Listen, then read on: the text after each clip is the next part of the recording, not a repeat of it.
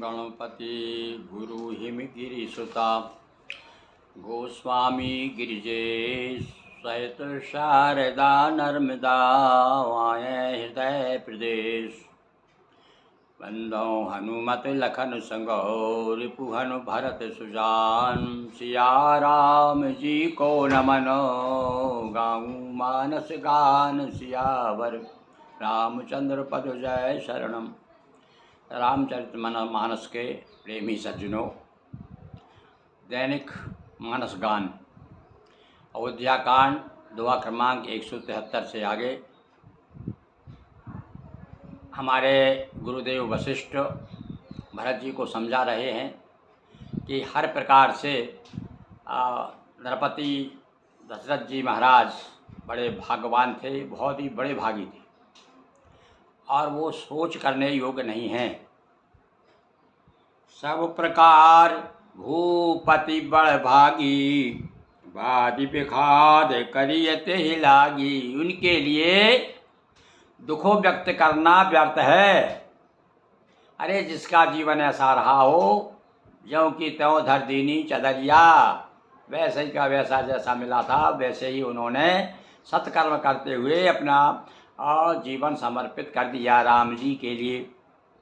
तो तजे राम जी बच नहीं लागी तन पर हरे राम विरहागी। राम जी के विरह में जिन्होंने अपने प्राण त्याग दिए, ऐसा कथानक संसार के किसी भी साहित्य में नहीं मिलेगा कि एक पिता ने अपने पुत्र के लिए प्राण त्याग दिए।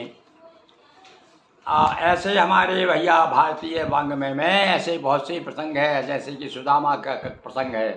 संसार में ऐसा कोई कि माना बराबरी में विवाह रणप्रीत बैर करना चाहिए, पर बराबरी में होता है, किंतु यहाँ तो कहाँ सुदामा बाप रो कृष्ण मिताई जोग, कहाँ उसकी योग था।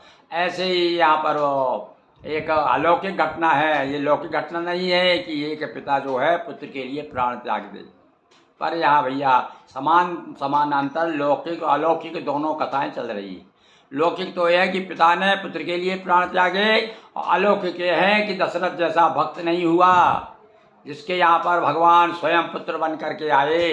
तो भला अब उस भक्त अपने पुत्र रूपी भगवान के लिए प्राण त्याग दे, कोई आश्चर्य की बात नहीं है। तर्पही बचन प्रिय नहीं प्रिय प्राणाम करौतात पितु बचन प्रवाना। अब देखो भाई, हे भरत अपने पिता की बात को रखो। उनके जैसा संसार में उनको तो वचन प्रिय थे, प्राण प्रिय नहीं थे। अब ये भैया गांव में आज भी बड़े जोर के साथ जोर शोर से लोग कहते हैं कि जिसकी दो बात उसके दो बाप। कहने में तो ज़रा बुरा लगता है, पर देखिए लोग कैसे ये बात कहते थे कि जो आदमी वर्णशंकर है, जो पतित है, अपने धर्म से भ्रष्ट है, वह निश्चित रूप से महा झूठा होगा।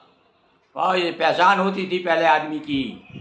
मर्द जो है अपनी मूछें रख देता था गिरवी, किंतु अपनी बात नहीं जाने देता था। तो ऐसे ही भरत जी से कह रहे हैं गुरु जी कि उन्होंने प्राण त्याग दिए। काय के लिए त्यागे भाई? क्या राम के लिए त्यागे? अरे वो वचन सत्य के लिए, तो सत्य ही तो भगवान है।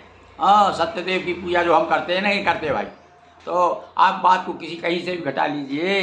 दशरथ जी जैसा सत्य भक्त और दशरथ जी जैसे राम भक्त दूसरा संसार में नहीं है। करऊ शीश धरि भूप रजाई।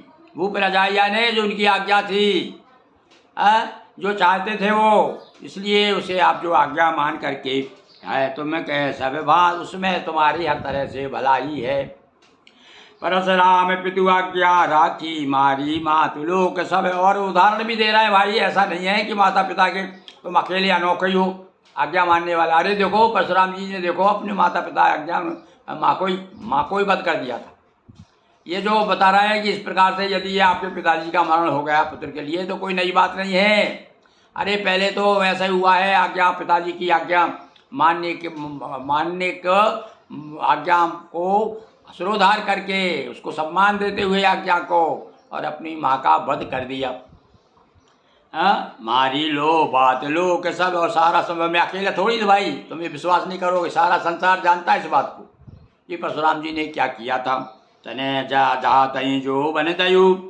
और एक ययाति ने अपने पिताजी को, ये बड़ी विचित्र बात है भैया, हो सकता कायाकल्प आज भी बहुत कुछ लोग करते हैं, जानते हैं। अभी भी हम लोग अपने व्रत करते हैं और अपना व्रत का पुण्य जो है दूसरों को दे सकते हैं, उसका लाभ मिलता है लोगों को। तो इन्होंने उस समय तो भैया ययाति ने अपने पिता को, बहुत वृद्ध थे और वो जब सुख, वो उनकी आकांक्षा रह गई थी विषय भोग में, तो उन्होंने अपने पुत्र से कहा बेटा तेरी जवानी दे दे। हैं, अब बात कहने सुनने में तो ज़रा आज के युग में तो अटपटी लगती है भैया, पर कथानक है, ऐसा हुआ होगा तब तो कथानक बनी। तो उदाहरण दे रहे हैं कि देखो पिता के लिए कितना त्याग, मतलब बता रहे हैं कि पुत्र पिता के लिए कितना त्याग कर सकता है।